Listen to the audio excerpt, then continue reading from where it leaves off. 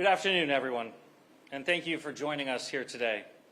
I'm here with a group of city, county, and community leaders who have been with us every step of the way in building the kind of Cincinnati that our children and grandchildren can be proud of. As you can see, there are far too many to announce individually, but there are leaders here from law enforcement at both the county and the city, including public safety professionals like our firefighters, business leaders, community leaders, faith leaders, elected officials at both the city and the county level. And we're here together with a unified message to our city. For the past week, Cincinnati has been dealing with a serious challenge. A challenge because of the awful and horrific fight in our downtown last weekend. A challenge because of both the speculation and legitimate conversations raised because of it at both the local and national level, and a challenge because of the ongoing work that everyone at this podium and partners throughout our community have been investing our time and resources into to ensure the safety and vibrancy of every community in Cincinnati. This was an awful incident, and our law enforcement has been working quickly and effectively to bring all responsible to justice. Let me be clear, there is no place for violent crime in Cincinnati. Whether it's a fight or gun violence, we will pursue those responsible and we will hold them accountable no matter who they are, period. We will spare no expense in the pursuit of safety and justice. We have the best police department in the country. They do an extraordinarily difficult job and a dangerous job every single day, and we have their backs. We have their backs with resources and with uniform political support. And our expectation, our commitment, is that they enforce our laws. The Cincinnati of today has revitalized our urban core, from OTR to the banks, into a community where folks from all around want to come, live, and work, and spend their time. We have brought new residents and growth after decades of population decline. We are an economically, civically, and culturally strong city, and we will never stop doing everything in our power to maintain and grow that strength. We look forward to once again taking your questions about where we are, what we're focused on, and what we're doing, as we've done every step of the way this summer through our bi-weekly updates and press conferences. But first, I'd like to emphasize an important message, that we as a community are united. We are on the right track, and we have been implementing a coordinated strategy since taking office that has delivered substantial progress on all of our goals, on safety, on economic development and growth, on new housing and jobs and thriving neighborhoods throughout the city. It's not lost on any of us how much work there is still left to do. From City Hall to the county to our business leaders, faith, community, and labor leaders, all of us have been laser focused on collaborating to build a brighter Cincinnati. I want to thank our partners for standing strong and together for what has been a transformative period in Cincinnati's history. Because make no mistake, our communities have more strength, more opportunity, and more momentum right now because of that work. But all of what we've accomplished, where we want to go as a city, is only possible when residents are safe and when, importantly, they feel safe spending time in our public spaces. And while the data shows the progress that we've made, it means nothing if the public perception does not match. And currently, too many Cincinnatians don't feel safe. All of us, especially me, are clear-eyed and working urgently to fix that. We have to make the city safer right now. In Cincinnati, preventing violent crime has been our singular top priority, and our budget, our words, and our actions all reflect that. I'm proud that under the leadership of City Manager Long and Police Chief Thigi, and in collaboration with the county, local businesses, and community partners, we have not just made sure the resources are there, but that we have listened to and adjusted with the data and experiences that the residents are telling us. And that has, of course, included strong, consistent investment in our law enforcement and our public safety approach as a whole, and a clear focus on making adjustments based on what the data and our residents are telling us.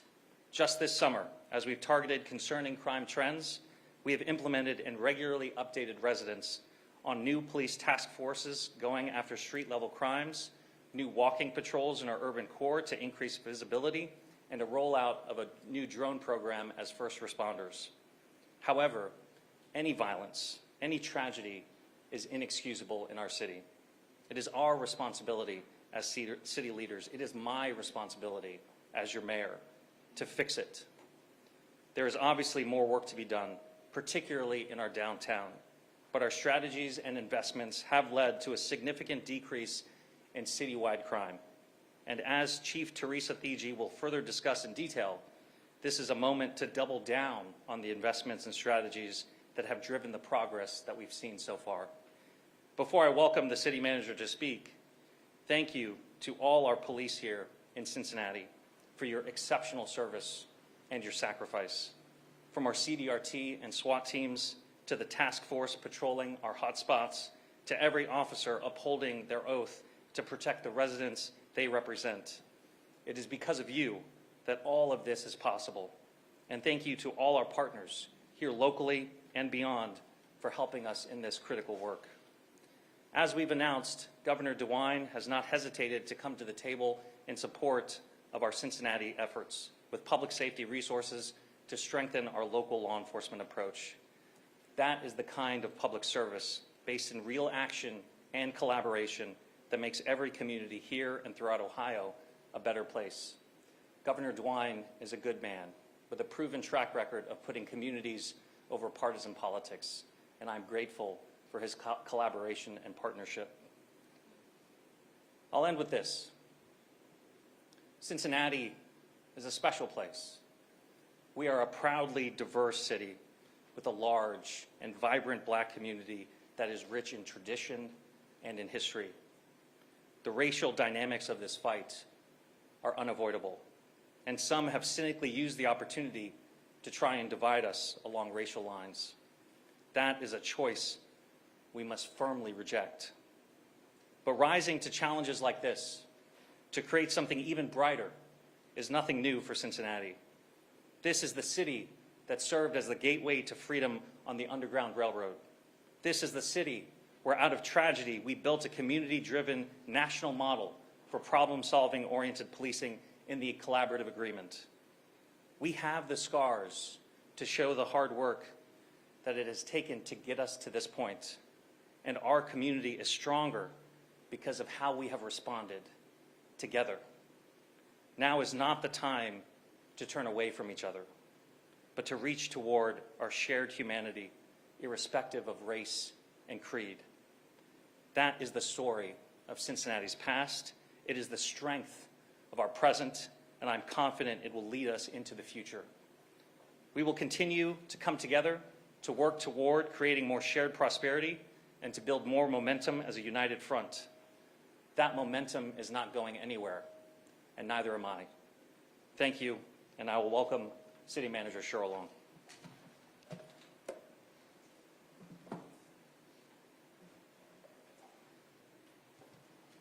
Thank you, Mayor. Cincinnati is a city of unity. The evidence is standing here with us today. The people who lead our communities, build our future, and connect us to the world. If you live here, you see why people want to call Cincinnati home. You see it in our riverfront, our entertainment, our culture, our neighborhoods, and you feel it in our people who are passionate, creative, and full of life. If you live here, you know the character of our city. We rely on each other, support each other, and lift each other up, and refuse to let hate define us. We live beautiful and rich lives. Yes, tensions are high right now, but if you live here, you know we will get through this period and come out stronger together. If you live here, or if you visited here, you know that. Everyone standing here knows that. Everyone behind the cameras today knows that. The only people who don't know that are people who don't know Cincinnati. My staff, which is more than 6,000 dedicated public servants, are working around the clock to deliver services, protect our communities, and build our future.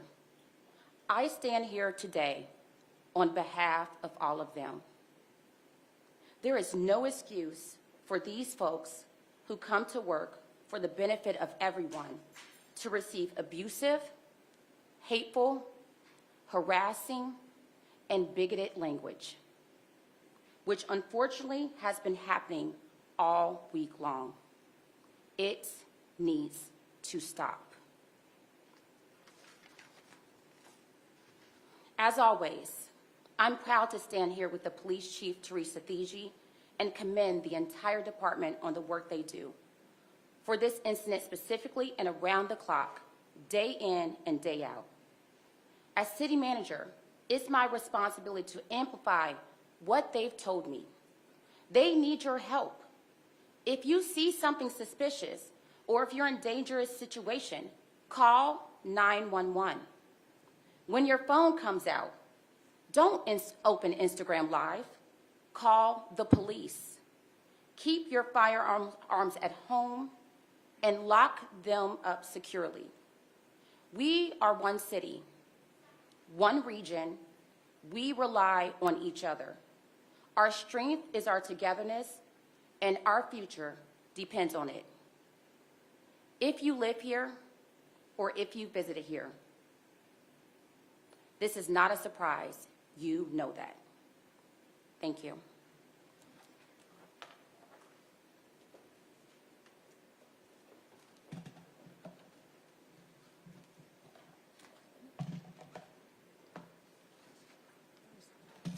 Hi, everybody. Long time no see, huh? All right.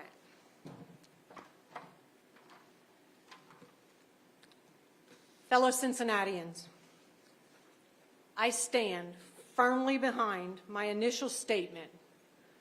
What we all witnessed in the viral video released early Saturday morning was not only disturbing, it was outright cruel.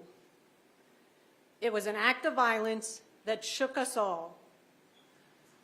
Let me be clear, every single person who played a role in that attack will be held accountable. Trust me when I say this. Had the Cincinnati Police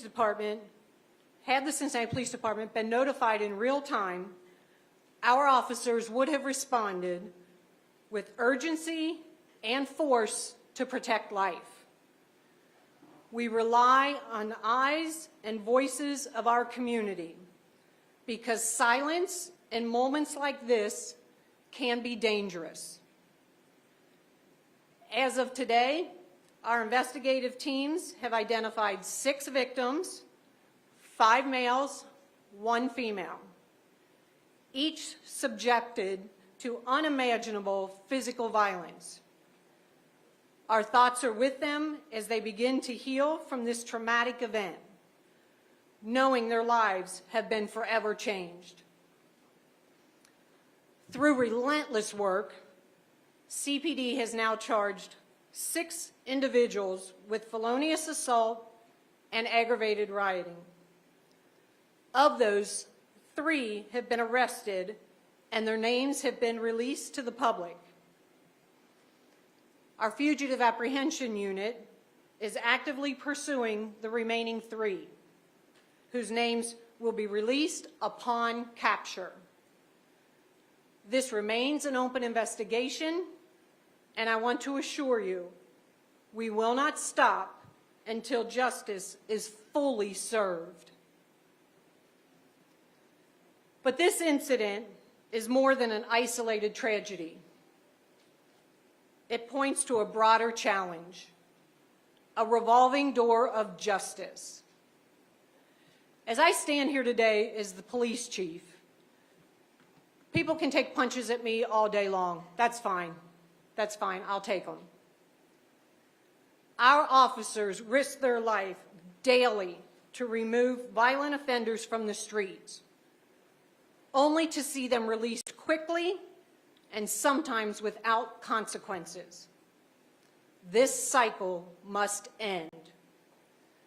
We cannot and should not ask our officers to bear this burden alone. The criminal justice system must work in full cooperation with all entities doing their part to ensure lasting safety for our community. Despite these challenges, the men and women of the Cincinnati Police Department show up every day giving 100%. From innovative violence reduction strategies to day-to-day problem-solving efforts, we do it because we care deeply about this city and everyone who calls it home. To our citizens, we need you. We need your eyes, your voice, and your trust. I'm confident that if we all work together, we can create a safer and stronger Cincinnati. I want to add one bit of information for you that I received today. Yesterday, a member of the executive board for the Hamilton County Chiefs Association reached out to me very kindly to check on my well-being, and I'm grateful for that. During that conversation, I made a request for the organization, the Hamilton County Police Chiefs Association, to form a committee to work on this ecosystem of our justice system here in the county. You know, it used to be I'd wake up in the morning, see the news, find out we had a shooting in Cincinnati. Now it's also troubling that I wake up and I see that there are shootings in some of our suburb areas as well. So this revolving justice system affects the entire county. And so our organization will be forming a committee, and we will ask prosecutors, common pleas judges, municipal court judges, juvenile court judges to join us to find out how can we collectively work for a safer Cincinnati and for a safer Hamilton County. Thank you.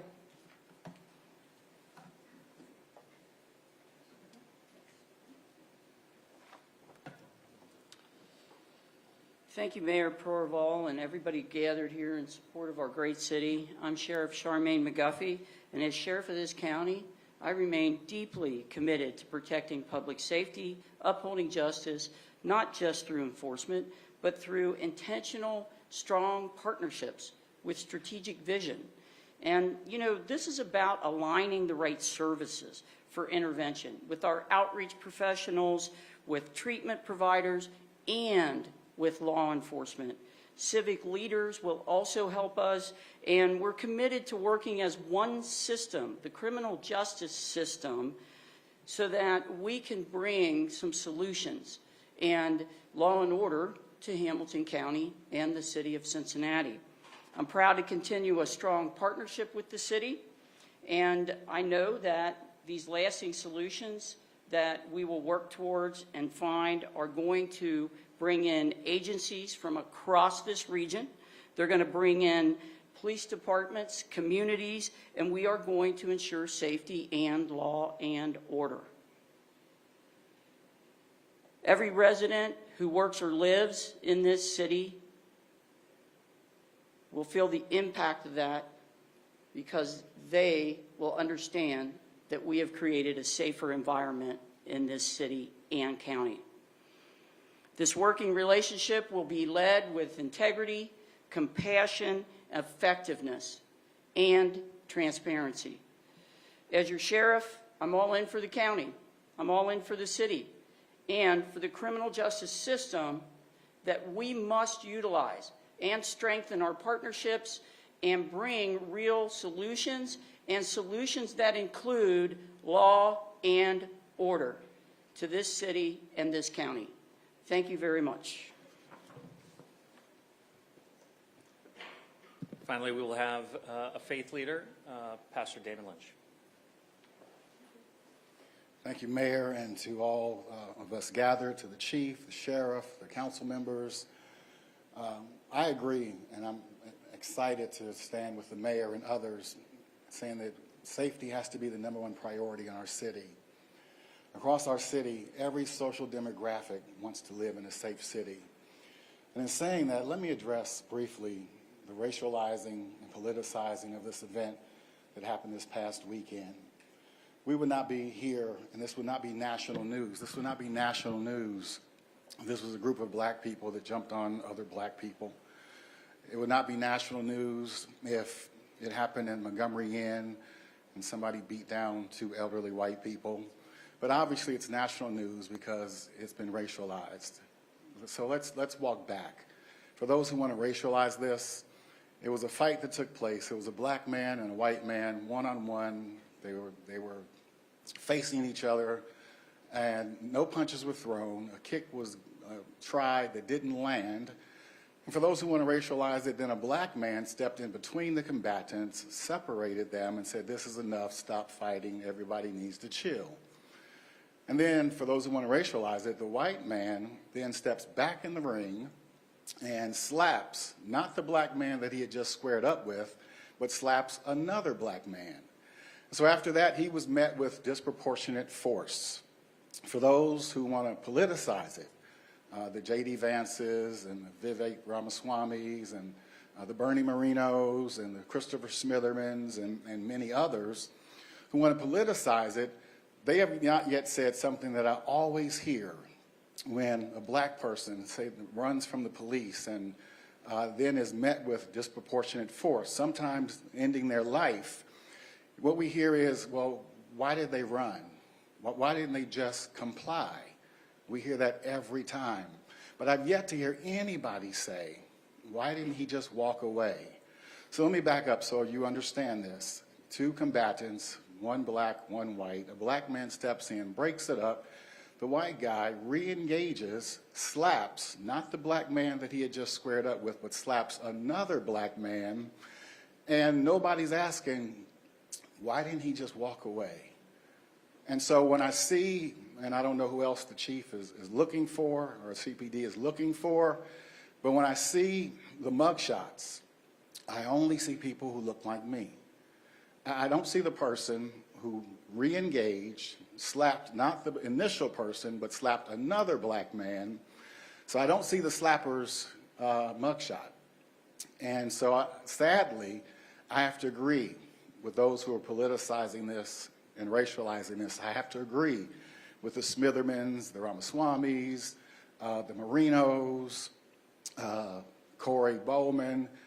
This is racial because it is unequal justice. And so until we see all the mugshots, this is still a racial issue. So let me say again to those in Cincinnati, it's Friday night, and we know people like to go out on Friday night. Here's what I would ask. Because of what happened this past weekend, we don't want to see it happen again. Drink responsibly, take care of one another, and everybody get home safe. God bless you.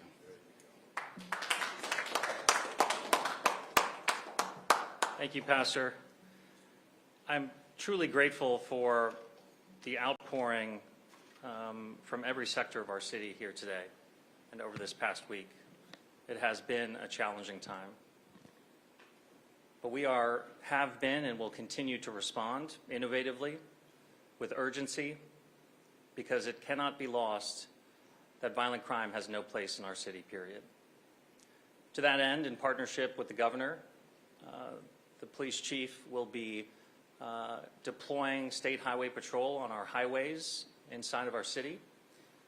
I want to be very clear that CPD will still be exclusively responding to calls for service, that the highway patrol will be used specifically on the highways, and that will free up significant CPD resources in order to deploy police officers in our urban core. Our priority right now is public safety and police visibility. In addition to that, the chief will be directing CDRT and SWAT, who have been deployed every single weekend through the year in our urban core, starting at the banks. They will now expand the footprint of CDRT and SWAT to include 4th Street. We are also announcing a new bike patrol that will monitor the Fountain District in order to increase our visibility. And we're actively engaged with the sheriff on collaborating on the Court Street area. We are by no means finished. We have more work to do.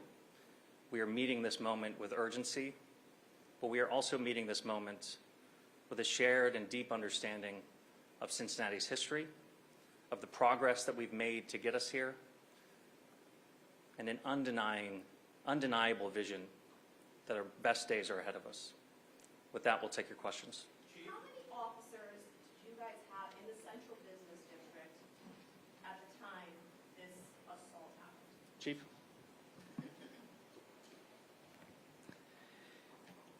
We had 11, and we narrowed that window down because I knew this question would come. So from 2 a.m. to 4 a.m. specifically, we had 11 officers working, and that is not counting off-duty details that may have been in the area. And that's in the central business district? Correct. How come there weren't more officers? I mean, you even said it, that you wouldn't want your family to be downtown when the bars close. The bars close, they don't let out until 3 o'clock in the morning. How come there weren't more officers, and so many officers, I guess, were let go at 2 o'clock that morning?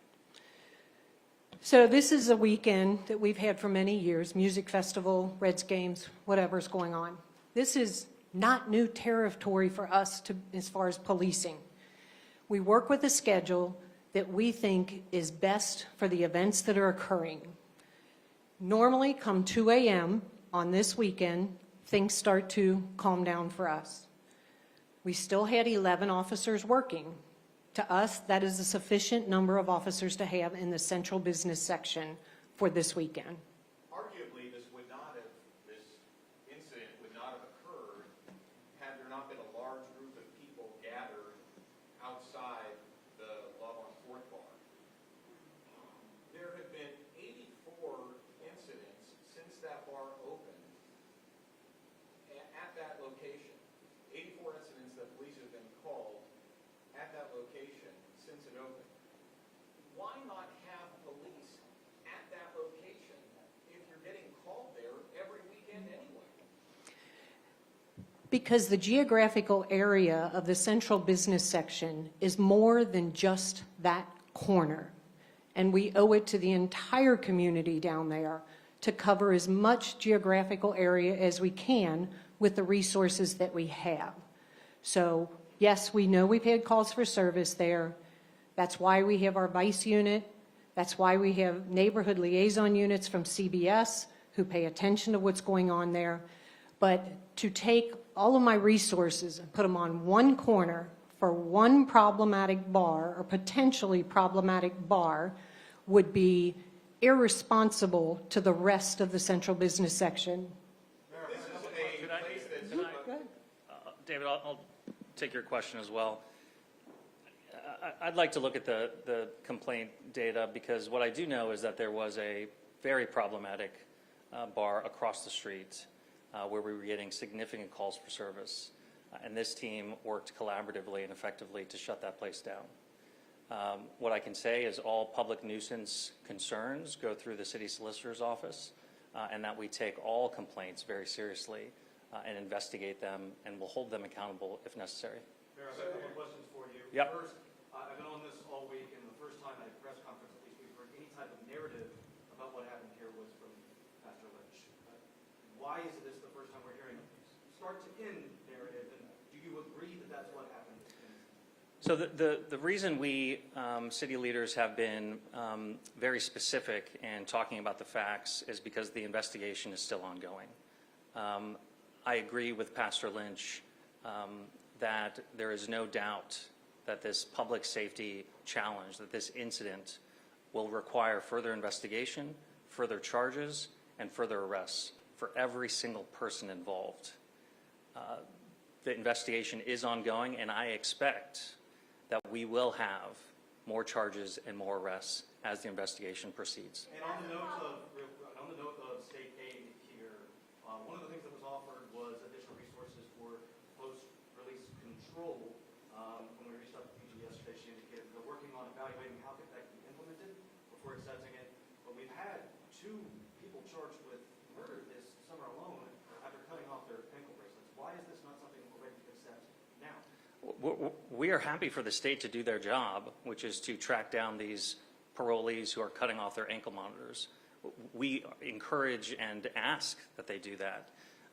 What the chief is communicating to you is that if that enforcement is stepped up, which would be welcome, because as you have indicated, there's been incidents where these folks haven't been picked up by state authorities. We are just asking for that collaboration.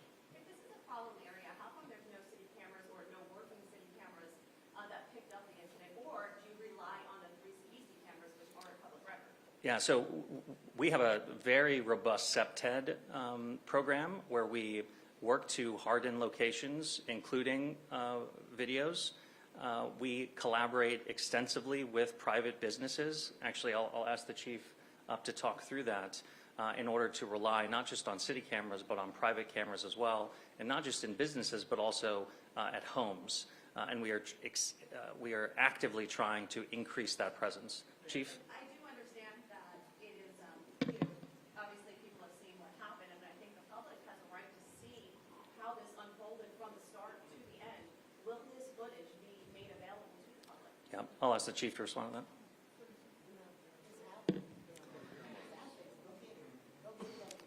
Yes, Karen. So to your point about cameras and additional information, Reverend Lynch explained what he saw when he saw the footage, which is the footage that has been extensively viewed by public. Probably early next week,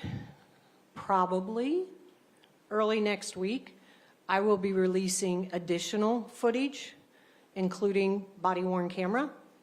That tells a little bit more of the story, but right now I need to let the investigators continue to do their job.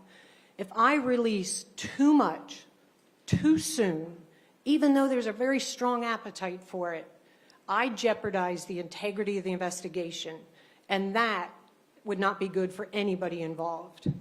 Mayor, you said that you've already shut down another bar in that area. 84 complaints to that particular address, 2 liquor violations at the state. What does it take to get some corrective action at that location? Takes the city solicitor's office doing their investigation on the complaints, which is absolutely ongoing.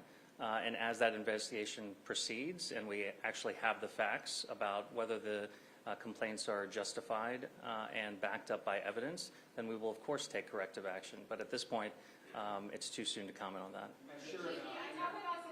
Go one second. Becca, go ahead, then you'll be next. Chief, can you talk more about this revolving door committee you mentioned? Who will appoint the members? When will they start meeting? And are you asking for any action to happen before those committees' recommendations are out? Yeah, so it's a very new idea, a new concept. I will be working with the executive board of the Hamilton County Police Chiefs Association to determine exactly that. Who will be on the committee? We will reach out to the entities that I mentioned, see who they would like to represent them at the table, so that we can move this topic forward. Chief Eugene, this is an ongoing investigation, obviously, but there's been a lot of outside conversation outside of Cincinnati. Can you tell us anything about the people that you say could possibly be targeted? Are they from this area? Are they local? Or are you using other cities as resources to help get those people captured? Yeah, so right now, I'm not going to reveal that because, like I said, our fugitive apprehension unit is looking. Our investigators are still working. And again, I do not want to tip our hat to anything too soon.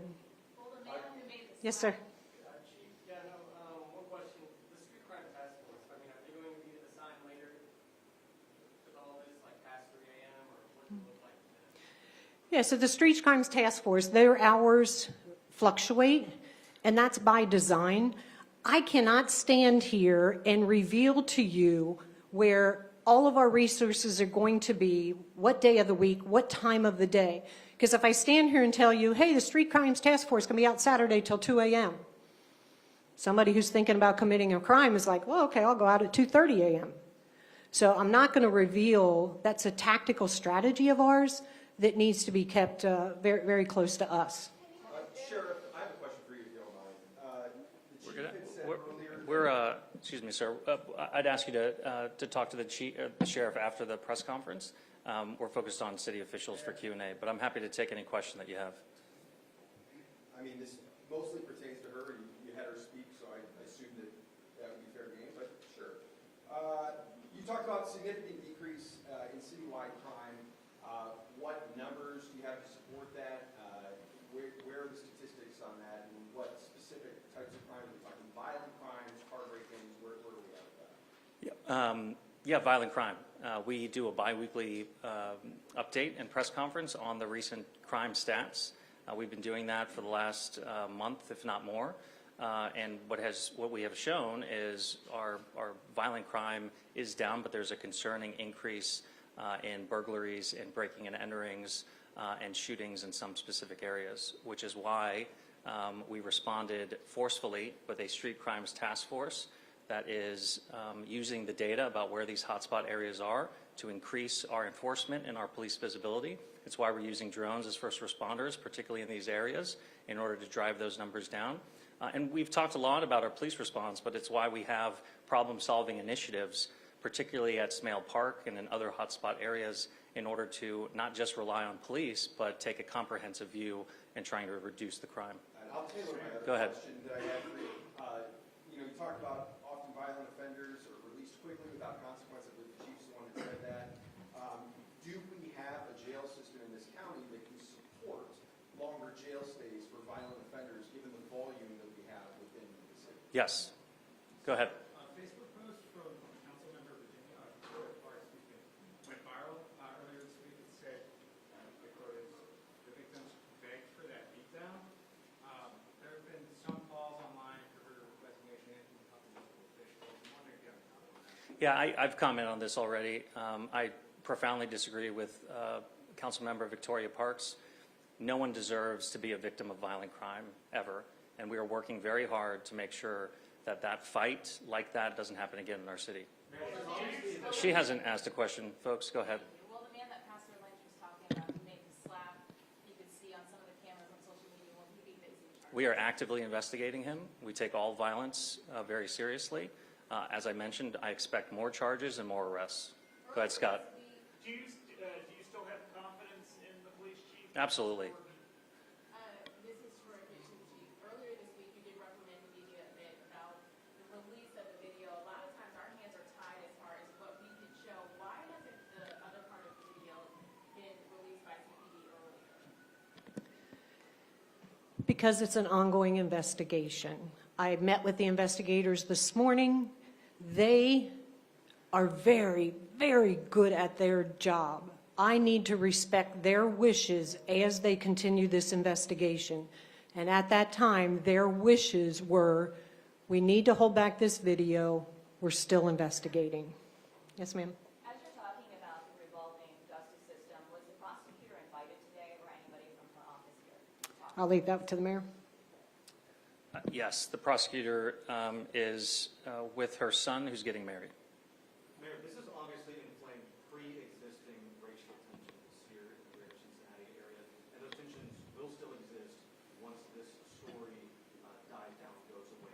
How do you address the underlying racial tensions in this area in the long term? Well, it's overt racial tensions that have been inflamed by irresponsible leaders who have unfortunately cynically tried to take advantage of this awful fight and try and divide us. Cincinnati has a long history of being on the very front foot of racial justice. As I talked about, we are the city of the Underground Railroad, Harriet Beecher Stowe, the collaborative agreement, which is the national model for problem-solving policing. And there's no doubt that cities our size that are so diverse, we are essentially a 50% black and 50% white city.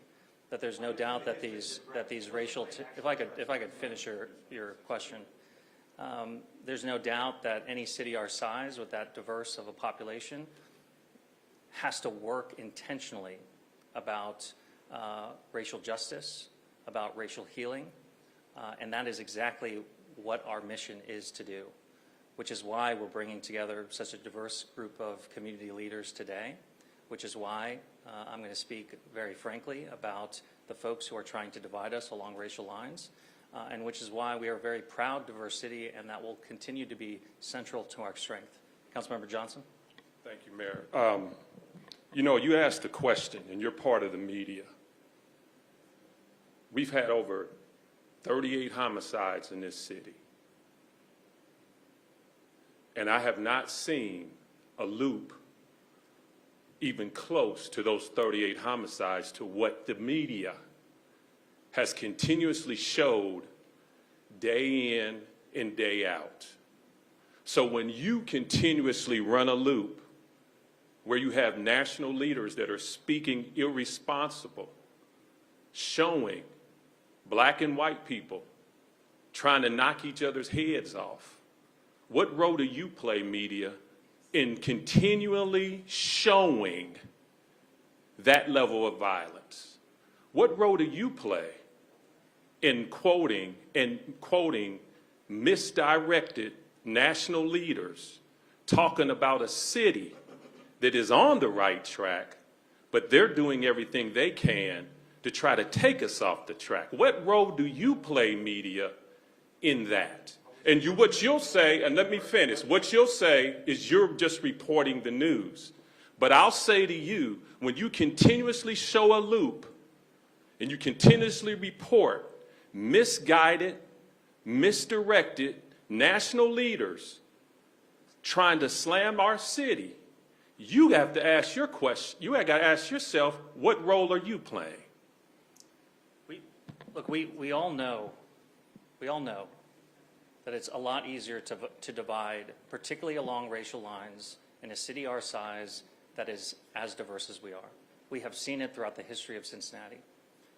And every time we've been faced with this kind of racial challenge, the way forward that has been shown time and time again is to have honest conversations, to bring people together, and to collaboratively work on a brighter, more equitable, and more just city. That is the challenge in front of the city leaders today. And it is my hope and my vision to learn from our history, to bring us together, to be clear-eyed about what is in the best interest of our city. And what is not in the best interest of our city is to blame and to use racial ideology to prevent us from coming together. That is not the Cincinnati of our past or today. And in order for us to confront this challenge again, I'm asking for all of us to reach towards each other's shared humanity and work together and collaboratively with me to fix that.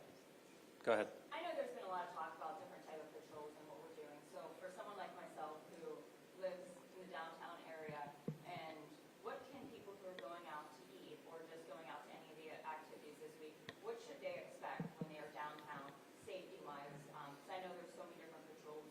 So can you just kind of clarify what they might see and how they know they could be safe? What they're going to see is the city's prioritization of visibility. They're going to see police officers on foot. They're going to see police officers on bike patrols. They're going to see police officers in squad cars. They're going to see police officers on Segways and on Segways that have 3 wheels. We are prioritizing visibility in our urban core in order to not just maintain safety, but also to make sure that people feel safe when they're going out. Yes, go ahead. Behind. You talked about the state and the governor offering assistance. The governor talked about you not accepting all of that assistance. Can you talk about maybe why you pick and choose certain things to accept? Yeah, when the governor called me and we started collaborating on a partnership, I made it clear to him that what we need most is police visibility. And that's why Highway Patrol, doing what they're already currently charged to do, which is patrol our highways, frees up our CPD officers to drive more visibility into the urban core. As I mentioned earlier, we need the state to be more active in enforcing parole, folks on parole who are cutting their ankle monitors, and we welcome that. The other interventions offered by the governor weren't necessarily congruent with the challenges that we're facing and weren't necessarily needed at this time. But of course, the governor is a trusted partner.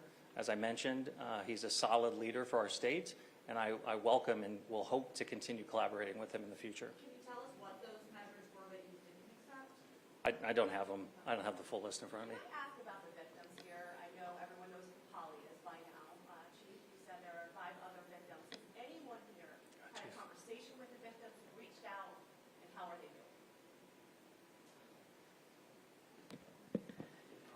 So I personally have not spoken with the victims. Their first interaction was with a beat officer the night of the incident, and they have had continual conversations with my investigators as representatives of CPD. Any other questions? Have you reached out to the victims? Have you talked to the victims? I have not. I mean, look, again, this was a fight. It was a horrific fight. But as Councilmember and others have said, we have significant other public safety challenges. We have children who are far too often the victims of gun violence. We have oftentimes far too often the perpetrators of gun violence being children. We have violent crime like every other major city across the nation that requires our attention and our bandwidth. And so I don't traditionally meet or speak to every victim of violent crime in our city, and that's consistent with my approach today. Other questions? I just want to give the chief the opportunity to answer the question I asked you earlier. Will that man who made the slap that Pastor Lynch was talking about face charges? So we were contacted just yesterday asking the investigators to go to the Justice Center, speak with him. He is represented by counsel. The investigators are aware of that. They spoke to his counsel before they went down to see him, and the counsel said no. He did not want the police talking to his client, so therefore we have not had a conversation with him yet. I want to go back to the question, though, real quick about the state resources. So the State Patrol patrolling the highways is nothing new. We do it with them all the time. They come in and join us when we do our traffic blitzes. The aviation, nothing new. They've been working with the Street Crimes Task Force for a couple weeks now. Nothing new. The parole, absolutely, as the mayor said, I would love for them to come into our city and look for their violators. Absolutely. What we didn't discuss, though, is if they would do that solely on their own or if there would be an integration with CPD. And if there's a wish for an integration with CPD, then we have to talk about what that looks like. As a police chief, I would never just want to open the door for any other law enforcement agency to come into our city without making sure they're going to police like we police and that we are in agreement on the mission and the goal and how to get there. They also offered up the Ohio Investigative Unit. Our Vice Unit works with them all the time. So that's nothing new. They offered up some data analytics. I have an extremely talented crime analysis unit that do all the data that I need. So that was one that we said, thank you, but right now we don't need that. And if there's anything else that he would like to offer up, if the need is there, I am happy to collaborate with the state. How long will the Scott, one second. I think what I want to reiterate about what the chief just said is that our CPD, our police officers, are well-funded, well-trained, and they really are the best in the country. They have the resources, the talent, and the support in order to effectively police this city. I'm grateful for the governor's partnership in the very specific way that we are working together. And if that changes, we will continue that conversation with the governor. But at this point, I have full confidence in the men and women in our police department to do their job. Full confidence. Go ahead, Scott. Is the highway patrol this collaboration, is this indefinitely? No, we're going to take a look at it week to week. We expect it to be a short-term intervention. We'll take 2 more questions. Chief, you talked about the data analysis that goes on at the district. I've spoken to some of those analysts, but we hear a lot of skepticism and people accusing city officials of lying about the data or intentionally misleading people about the data. You know, what assurance can you give people about why they might be confused about different numbers or what different numbers might mean? I think one of you asked me this question once before, and again, I am completely confident in our Crime Analysis and Problem Solving Unit, CAPS for short, and their ability to pull the data. They know how to read the data and how to compare it to time frames.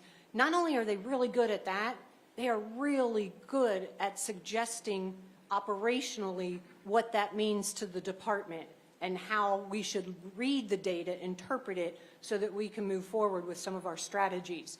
I have 100% confidence in the data that comes out of our CAPS unit. One more? When it comes to this committee, will judges be a part of it? I know as judges, we're the ones who are often setting bail and being in room A, all those different rooms, we're seeing some of the things you're talking about. Are you going to try to have them be part of this committee? Yeah, absolutely. So like I said, this really just came to fruition a couple of hours ago. But the idea, when I was talking to the executive board member, was absolutely to include municipal judges, common pleas judges, juvenile judges. Yeah, and as we continue to collaborate on strengthening our justice system, the judges have been at the table with the chief, with the city manager, and myself to make sure that we're working collaboratively. Thank you all so much.